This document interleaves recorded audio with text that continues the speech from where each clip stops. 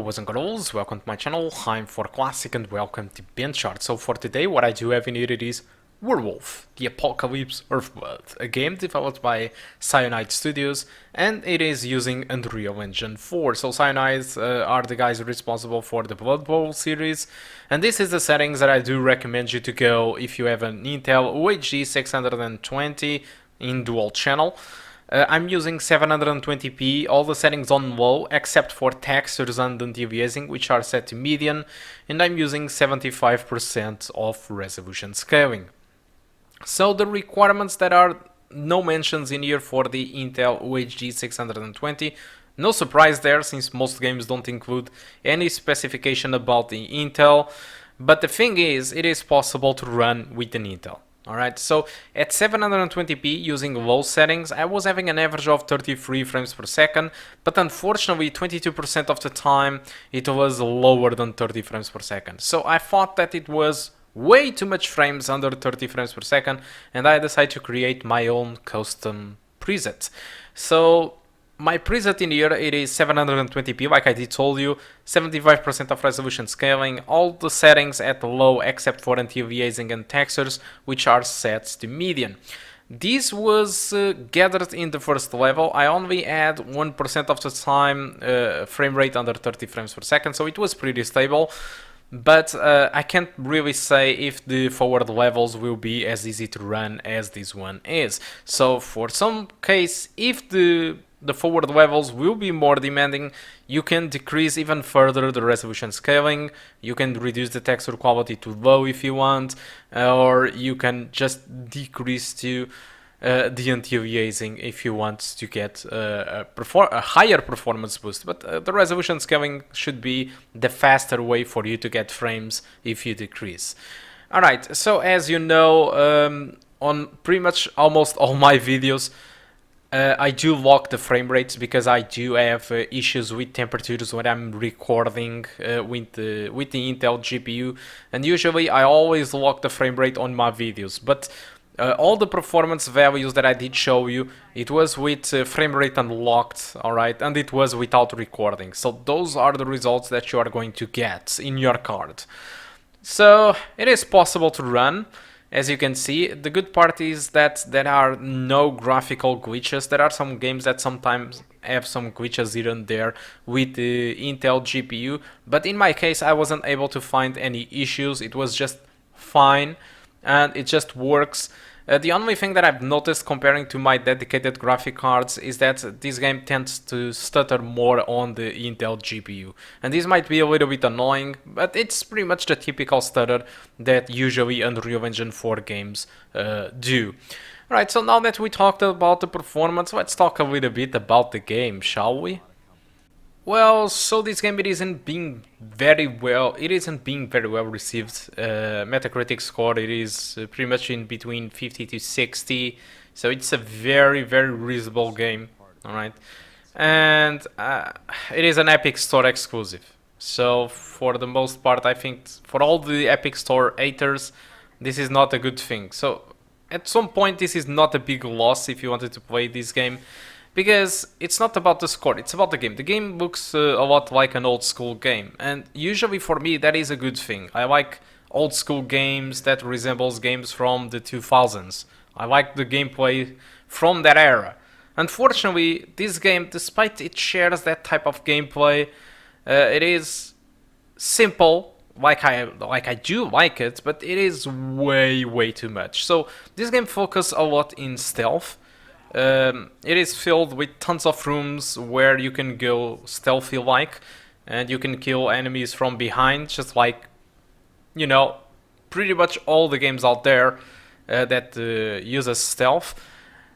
And eventually you might be discovered and you transform into a werewolf and you kick ass and kill all the enemies. It isn't really that challenging, and it is pretty easy. And when those moments kick in, I do really enjoy because the combat feels nice, despite, again, it is pretty simple.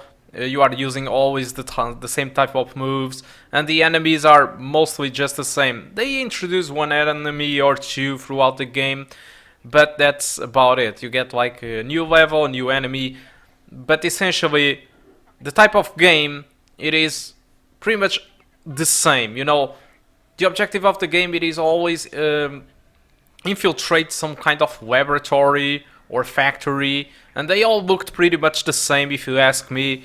It's like rinse and repeat all over again. You are just doing entirely all the same things over and over and over again with the similar environments, but they just introduce you know, new type of enemies from time to time.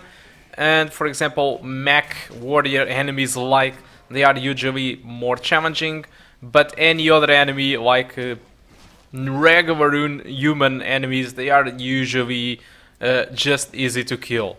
So if you can't play decently in stealth mode, or you just don't have patience, you can just transform yourself into a werewolf and kick ass and kill all the enemies in the room, and that's it. And that's a nice thing, because I do enjoy the combat style, but I do think that it falls short in some parts, because it doesn't offer, you know, too much moves. The enemies are just not really defying, and like I did told you, it is doing what you do inside the game. It is do all the stuff all over again, so it is short. I understand that it is a budget title, but still, I was expecting that Cyanide could pull at least something more diverse, you know, because I think what they did accomplish, it was fine, but I think that they needed more more stuff, different stuff, more type of scenarios, and the story, it isn't really a great thing if you ask me.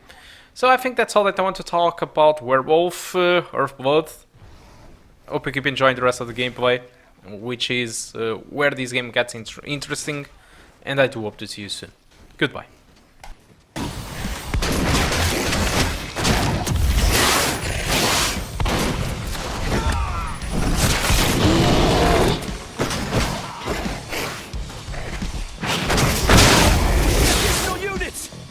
We need a backup squad!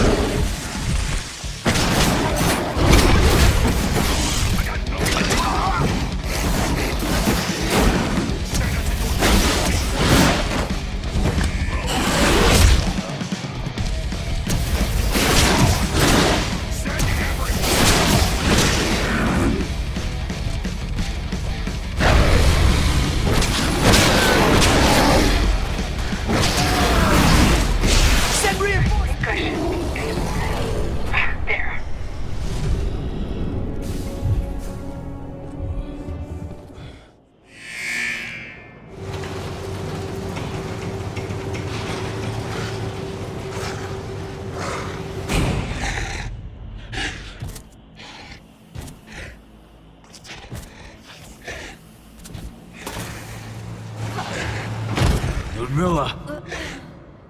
Call. Tell 80.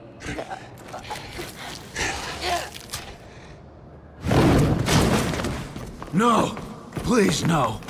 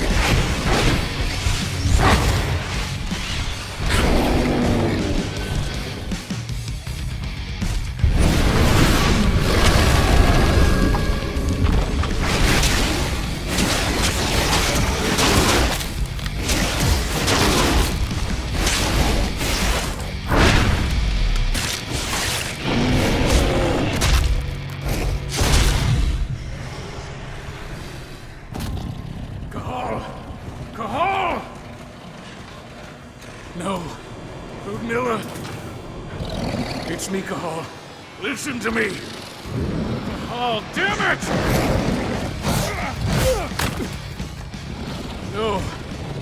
You need to fight the rage. Oh, that's Rafid! Stop it! No!